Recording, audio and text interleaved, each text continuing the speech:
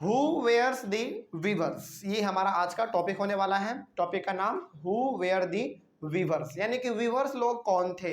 Viewers का मतलब होता है जो कपड़े को बनाते थे, है ना। हम लोग ये तो जान लिए कि भारत से अंग्रेज लोग हमारे कपड़े को लेके जाते थे और महंगे दामों में जाके बेचते थे। लेकिन सवाल यह है कि वो कपड़ा बनाता आखिर कौन था, है ना। इसके बारे में हम लोग जानेंगे, और जो कपड़ा बनाता है उसी को हम लोग कहते हैं वीवर्स, ठीक है। लेकिन वो लोग थे कौन, इसके बारे में जानते हैं। सबसे पहले देखिए लिखा हुआ है, weavers belong to that communities that specialized in weaving, यानी कि weavers लोग जो कि कपड़े को बनाते थे वो उस कम्युनिटी से बिलोंग करते थे जो कि वीविंग के मायने में बहुत ही मशहूर हुआ करते थे। मतलब कि कपड़े के बनाने के मामले में उसका कोई जवाब नहीं था, बहुत अच्छा कपड़ा बनाते थे। तो बेसिकली आप यहाँ पे कह सकते हैं कि वीवर्स वो लोग थे, वो लोग होते हैं जो कि कपड़े बनाने में सबसे ज्यादा माहिर होते हैं, ठीक है, और अलग अलग डिजाइन देने में भी, ठीक है, वो चीज होता है हमारा वीवर्स।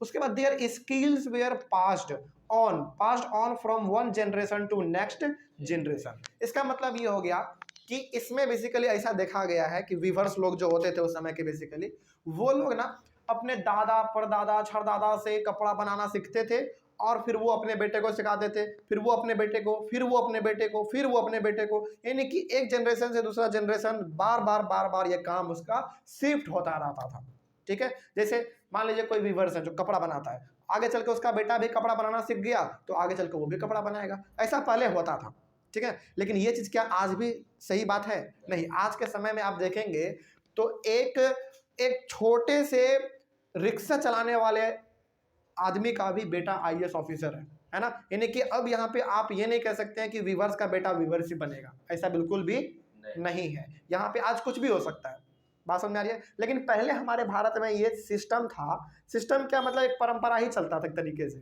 कि जो उसके पिताजी करते हैं वही उसके बेटे भी करेंगे, है ना। लेकिन आज के दौर में ये चीज गलत साबित हो जाता है, ठीक है। लेकिन वही चीज यहाँ पे कहा गया है कि जो पहले वीवर्स लोग हुआ करते थे वो कपड़े बनाने का जो कला था, जो स्किल था, वो एक जनरेशन से दूसरे जनरेशन पास करते रहते थे, ठीक है। ये चीज पहले हमारा होता था।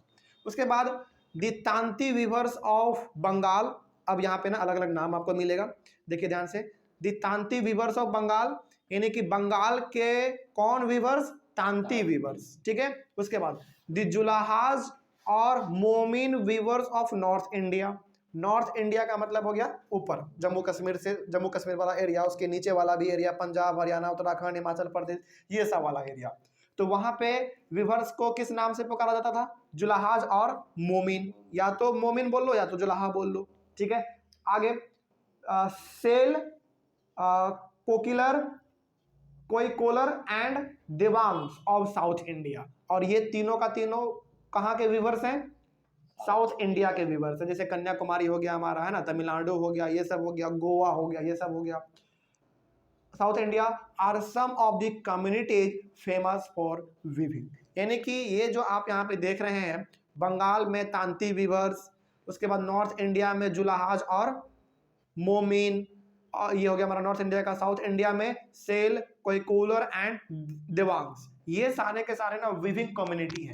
विविंग कम्युनिटी का मतलब हो गया, अच्छा कम्युनिटी का मतलब क्या होता है? कम्युनिटी का मतलब एक ग्रुप लोगों का, है ना। तो ये सारे के सारे आप कह सकते हैं कि वीव जो कपड़े बनाते थे उन ग्रुप का नाम है, अलग अलग ग्रुप का नाम है। तो बंगाल में वीवर्स के ग्रुप को क्या कहते थे हम? तांती।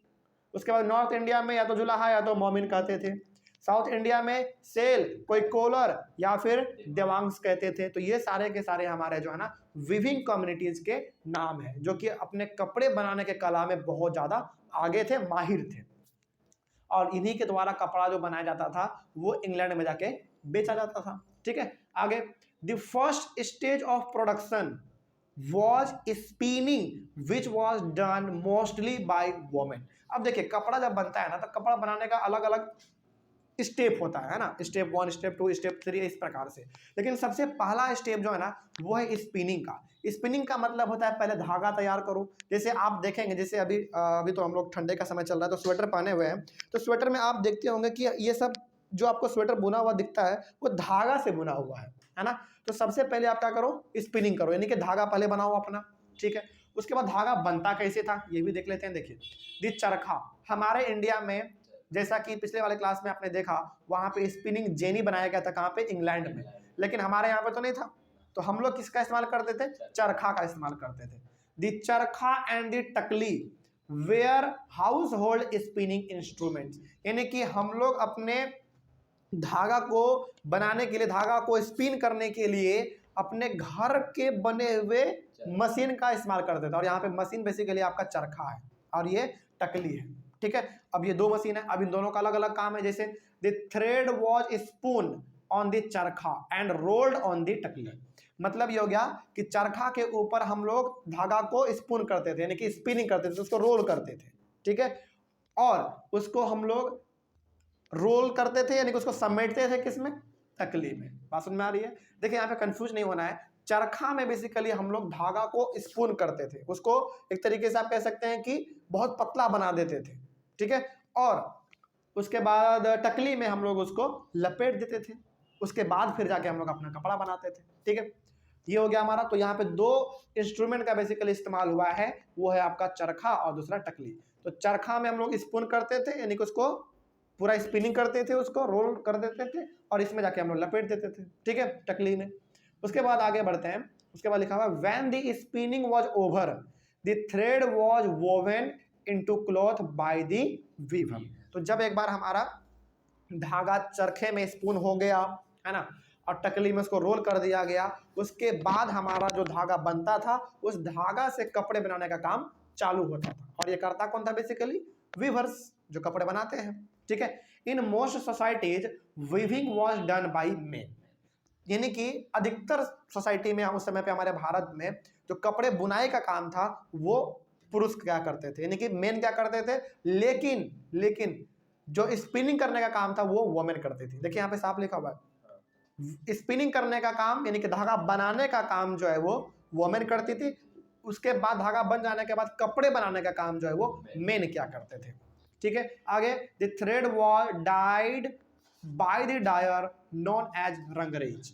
अब देखिए क्या होता है ना, आपने धागा बना तो लिया, आपने कपड़ा चलिए मान लीजिए बना लिया आपने, लेकिन उसको आप डाई तो करेंगे, डाई मतलब कलर तो करेंगे, है ना। तो कलर करने का भी आदमी अलग होता था, तो उसको हम लोग कहते थे रंगरेज। रंगरेज के नाम से आपको ये याद रख लेना है कि रंगरेज मतलब रंग इसमें लगा हुआ है, जो कि उस कपड़े को रंगेगा, चाहे कपड़े को रंगे चाहे धागा को रंगे, दोनों बात तो सेम ही है ना। धागा को आप रंगेगा तो ऑब्वियस सी बात है आपका कपड़ा जो बनेगा वो रंगा हुआ बनेगा, या फिर आप कपड़े को बाद में रंग दीजिए, है ना। तो उसको रंगने का काम हम लोग जो है वो रंगरेज क्या करते थे। वो एक रंगरेज का एक आदमी का नाम है क्या, नहीं, नाम नहीं है, बेसिकली उसको जो रंगते थे उसको हम लोग कह देते थे रंगरेज, ठीक है। आगे उसके बाद for printed cloth the weavers needed the help of specialist block printers known as chhipigars, chhipigars, हाँ ठीक है। मतलब ये हो गया कि अब उस समय पे हमारे भारत में प्रिंटेड क्लॉथ भी बनते थे, है ना। प्रिंटेड क्लॉथ जब बनते थे तो उस पर अलग अलग डिजाइन बनाया जाता था, और उसमें जो सबसे फेमस डिजाइन था वो था ब्लॉक वाला।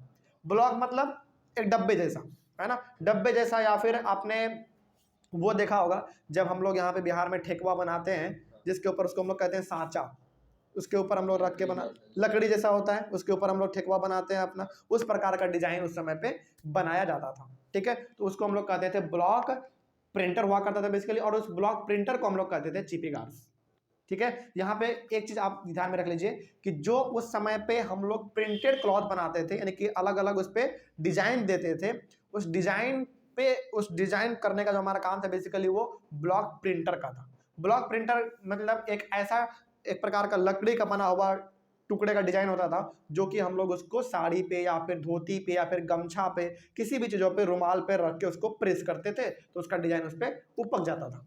अच्छा, आपने ना इस चीज़ को देखा होगा, हम यहाँ पे यदि याद दिलाना चाहें तो आप कभी मेले में गए होंगे, और मेले में आपने एक चीज़ देखा होगा, कभी इस चीज़ को आप ऑब्जर्व कीजिएगा, शायद देखे हैं तो आप कनेक्ट कर पाएंगे, या फिर नहीं तो कभी मेले में जाइएगा तो आप देखिएगा। होता क्या है ना कि एक आदमी बैठा रहता है जो कि अलग अलग डिजाइन का आपके हाथ के ऊपर ना एक लकड़ी का जैसा डिजाइन होता है उसको रंग में डुबाएगा, उसके बाद आप के हाथ पे ऐसे रख देगा तो उस पर डिजाइन उपक जाता है, एक मेहंदी के जैसा होता है ना। लेकिन वो परमानेंट नहीं होता है, वो 1-2 दिन में छूट भी जाता है, है ना, उसी प्रकार का डिजाइन जो है वो हमारा ब्लॉक प्रिंटर बनाता था। और ये ब्लॉक प्रिंटर कोई मशीन नहीं होता था, वो एक लकड़ी का ही बना हुआ डिजाइन होता था, जिसमें कि जिसको रंग में पहले डुबाया जाता था और रंग पे डुबा देने के बाद कपड़े पे उसको दाब दिया जाता था, तो हमारा डिजाइन बन जाता था। तो इसी ब्लॉक प्रिंटर को हम लोग कहते थे चिपी गार्ड्स। ठीक है, आगे बढ़ते हैं। तो यहाँ पे क्या चिपी गार्ड्स किसी आदमी को हम कह रहे हैं? नहीं, उस लकड़ी के बने हुए डिजाइन को कह रहे हैं। आगे बढ़ते हैं। Weaving and the occupations related with it provided livelihood for millions of Indians.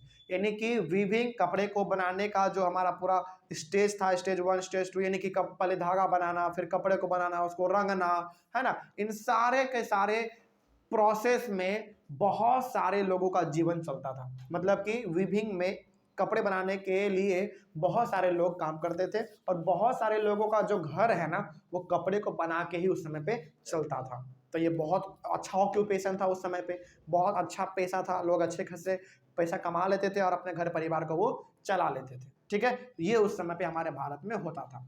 Millions of Indians का मतलब हो गया, मतलब लाखों लाख लोगों का जो घर परिवार है वो कपड़े बना के ही उस समय पे चलता था।